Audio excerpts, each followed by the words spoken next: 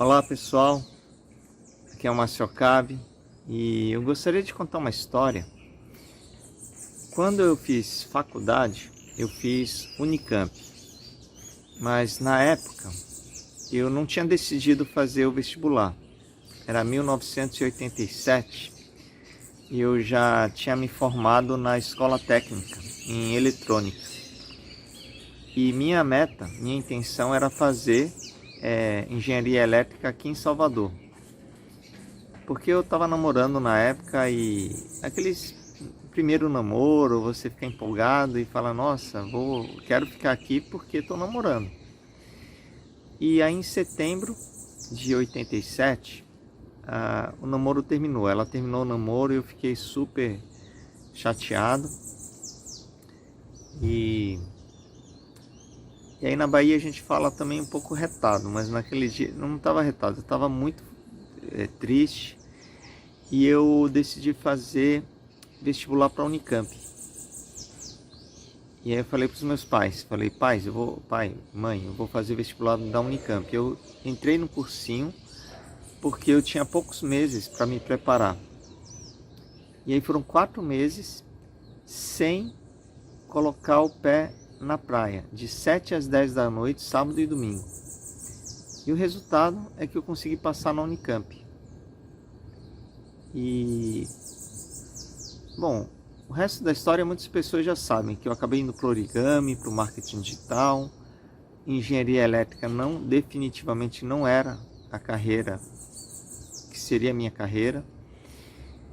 E por que eu estou contando essa história?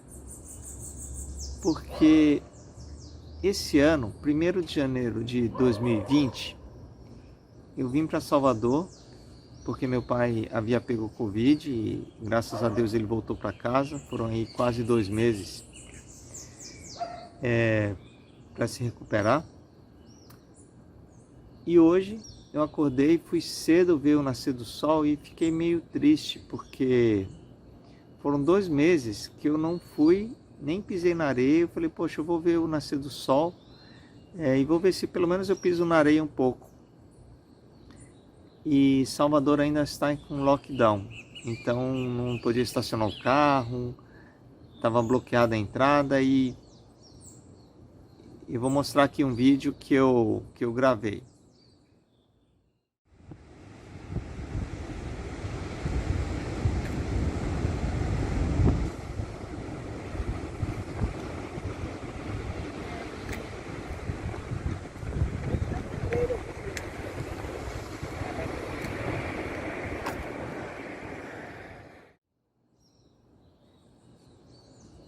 Então pessoal, eu gravei o vídeo, mas com uma certa tristeza, porque foram 2 meses. Eu volto hoje para São Paulo, mas eu queria aproveitar e fazer uma analogia, uma metáfora que eu tenho gostado de fazer. Que a vida, ela é como o rio. Eu vi um vídeo sobre taoísmo que faz essa comparação e achei muito bacana. Que se a gente encarar a vida como um rio, a gente consegue perceber e aceitar as coisas de um jeito muito mais leve. Por exemplo, o rio ele segue um fluxo. E muitas vezes, quando você está fazendo alguma coisa que não é aquilo que você deve fazer, é como se você estivesse nadando contra a correnteza. Só que quando você está nadando, quando você está num trabalho que definitivamente não é aquele trabalho que é onde você deveria estar, então imagina você nadando contra a correnteza. Quando você está nadando, muitas vezes você não percebe, porque você está nadando, você não parou para refletir. E uma das coisas muito bacanas é você pensar. Inclusive eu conversei isso com Vladimir Ersen. Ele é um professor de yoga e meditação, que trabalha com yoga e meditação acho que há quase 30 anos. E ele é um dos mentorados lá da mentoria Ikigai. É um grande prazer ter ele no grupo. Eu falei, Vladimir, é é como se fosse, a meditação é como se a gente estivesse parando um momento, nesse rio da vida, parando, e aí você quando para, você vai perceber a direção que o rio está seguindo. E aí você consegue virar, mudar a direção e não seguir o rio boiando. Mas nesse momento você consegue perceber, ou seja, o momento que você para, você consegue perceber para que lado está indo o rio. E aí sim você começa a tomar as direções. Você pode nadar para uma margem, você pode nadar para outra margem. Você vai encontrar pessoas diferentes. E uma outra metáfora que vem com esse fluxo do rio é você pensar que muitas vezes você encontra pessoas, faz parte, pessoas que você tem um fluxo natural, pessoas que parece que a coisa não flui. E o desafio é esse. Há momentos que você está ali enroscado com algum projeto, com alguma coisa que não está fluindo. Essa é a palavra, fluxo, olha que bacana. E muitas vezes, você está se agarrando àquela pessoa que está agarrada à margem, aquela pessoa que ficou fixa nos galhos. E é muito comum, porque eu já fiz isso, às vezes você quer falar, não, mas essa pessoa precisa muito de ajuda, eu quero muito ajudar ela está aqui presa no galho. Mas muitas vezes ela está agarrada no galho e ela não quer soltar. Então, é muito tênue essa linha, mas a gente precisa ficar atento, que às vezes a pessoa não quer ajuda e não é a gente que precisa ajudar. A gente deve seguir o fluxo e ajudar as pessoas que estão ali seguindo um fluxo. É muito melhor, é muito mais leve, muito mais produtivo. E eu falo isso porque ir sozinho no rio dá trabalho. Se você for junto, vai ter gente que vai ter uma boia, vai ter gente que vai estar na margem ali nadando próximo. De vez em quando, não tem problema, você para um pouco na margem, mas depois você volta.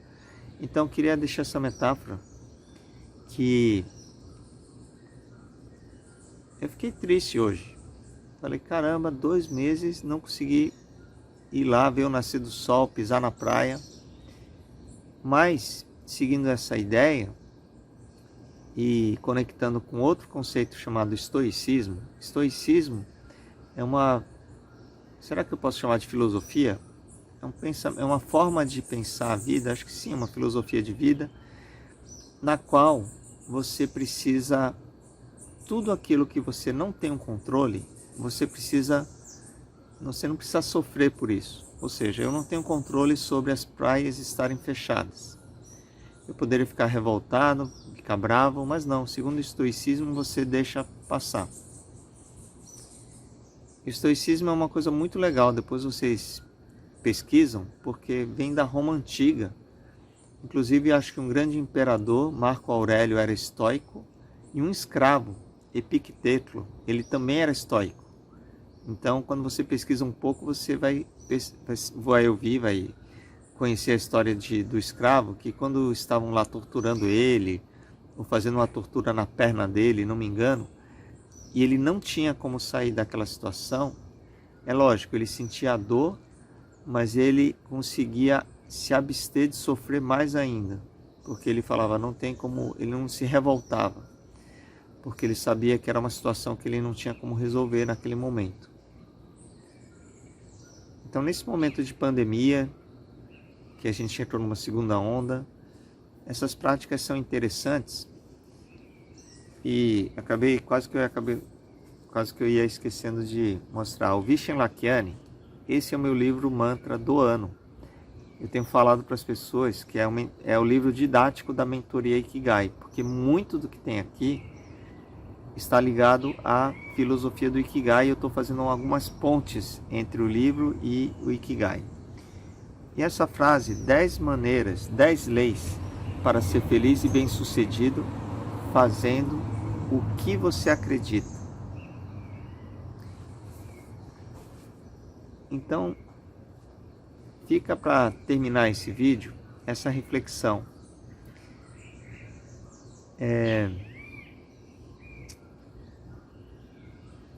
O que a gente acredita? porque agora que o coronavírus já fez 1 ano, agora que a gente não tem como dizer assim, nossa, vai passar rápido, a gente precisa rever tudo o que a gente acredita. Porque tristeza, raiva, medo, alegria, tudo isso são emoções. E emoções são apenas formas de nos dizer se a gente está na direção certa desse rio. E apesar desses desafios, esse ano, por incrível que pareça, inclusive para mim, tem sido o ano mais produtivo de todos os anos. Porque ao longo dos anos eu vinha dando